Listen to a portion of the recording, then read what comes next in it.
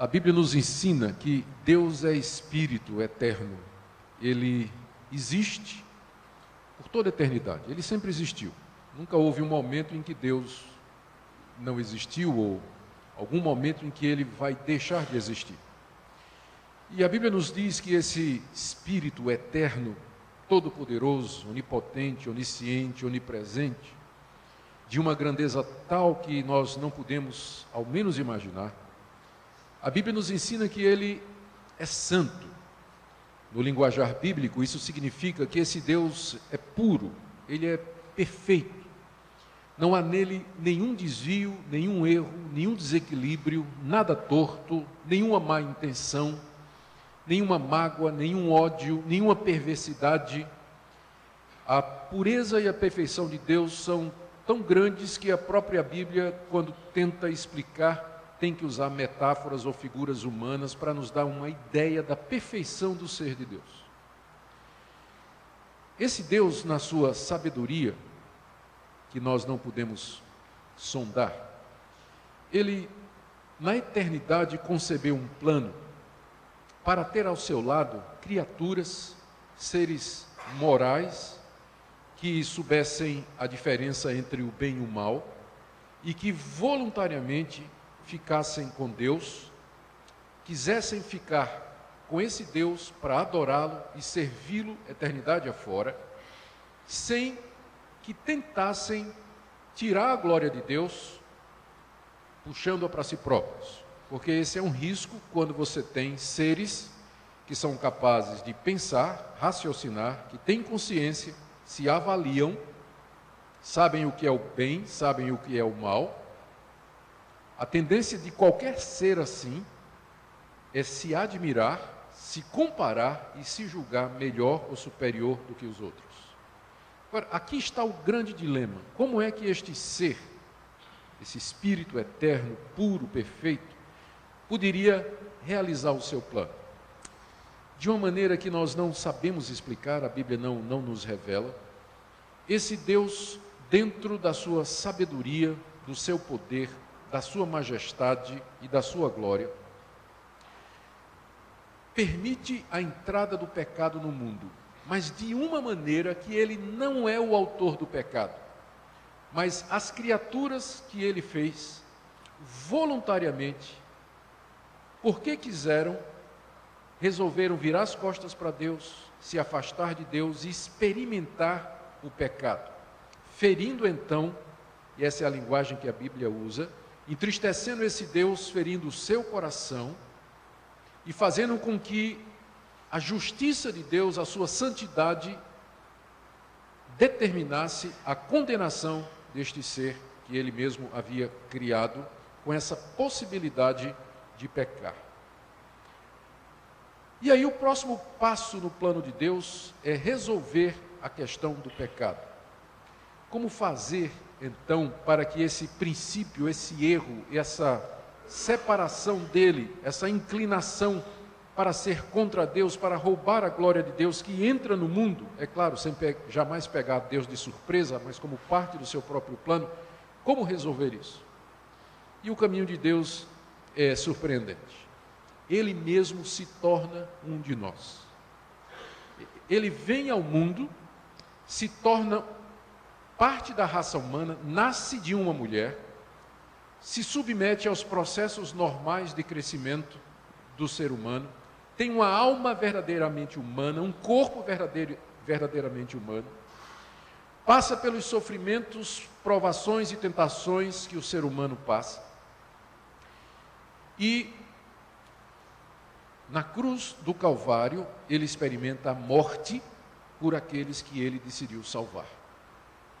E exatamente porque, sendo Deus, ele não tinha pecado, Jesus Cristo, ao morrer, adquiriu méritos diante de Deus, deu um saldo positivo para Deus. De maneira que Deus, com base naquele sacrifício, ele pode agora quitar a dívida e a culpa daqueles que ele quer salvar. E ele traz o seu filho de volta, ressuscita dos mortos, não fica preso, a morte não podia dominá-lo, porque ele não tinha pecado. e ele regressa aos céus.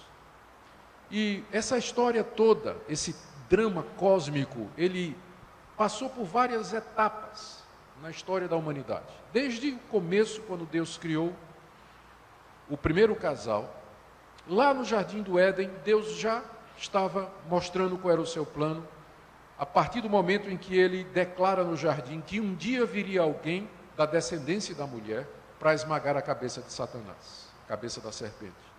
Também quando ele cobre Adão e Eva com peles, dando ele mesmo a proteção e a cobertura da nudez, consequência do pecado.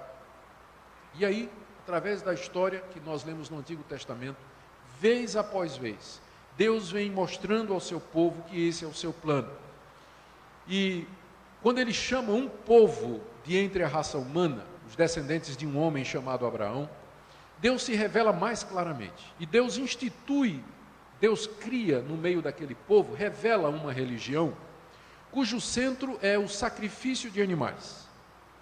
E Deus então institui um grupo de homens tirados de uma das famílias daquele povo, a tribo de Levi, para todo dia lembrar ao povo de Israel a questão do pecado.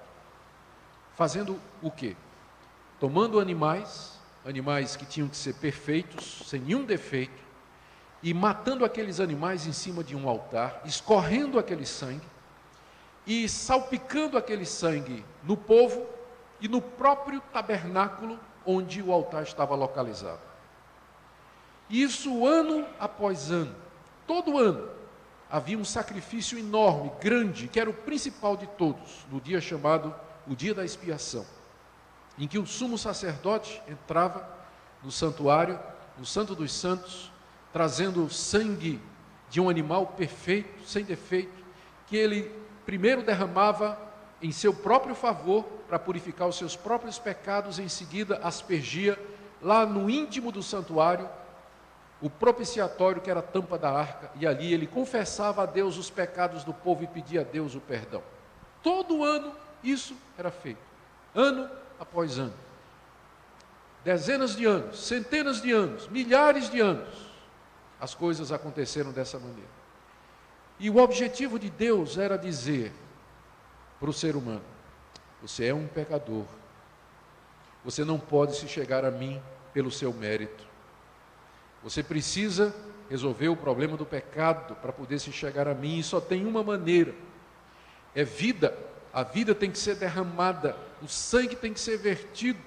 Somente o sangue derramado paga pecados. Era isso que Deus queria com todo aquele sistema de sacrifícios, de morte de animais no Antigo Testamento. Mas já no Antigo Testamento estava profetizado, estava dito, Deus já vinha falando pelos profetas, de que um dia aquele sistema haveria de acabar, porque eles eram apenas uma sombra e uma figura do sacrifício verdadeiro, final e definitivo que o próprio Deus haveria de oferecer, que era exatamente o próprio Deus vindo a esse mundo como um cordeiro e se oferecendo no altar da cruz do Calvário, em prol do seu povo, derramando seu sangue, sangue humano dessa vez.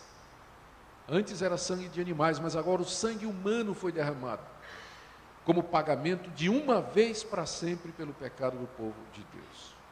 É esse o Evangelho. Essa é a mensagem central da igreja cristã. Não há outro Evangelho. É por isso que nós dizemos que a salvação é através de Jesus e Ele somente. Que há um só Deus e um só mediador entre Deus e os homens, que é Jesus Cristo.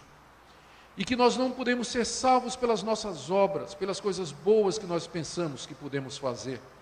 Porque nenhuma delas pode pagar pecados. Dar esmola não paga pecado. Fazer o bem a um pobre não paga pecado. Perdoar o seu inimigo não paga pecado. Ser uma pessoa honesta não paga pecado. Ser fiel à sua esposa não paga pecado. Pagar suas contas não paga pecado. Paga a conta, o pecado não. Nada que você possa fazer pode resolver o problema do pecado. Por isso, todo esse drama cósmico, celestial, que esse Deus eterno, imutável, infinitamente santo, justo e bom, arquitetou desde tempos imemoriais, lá na eternidade.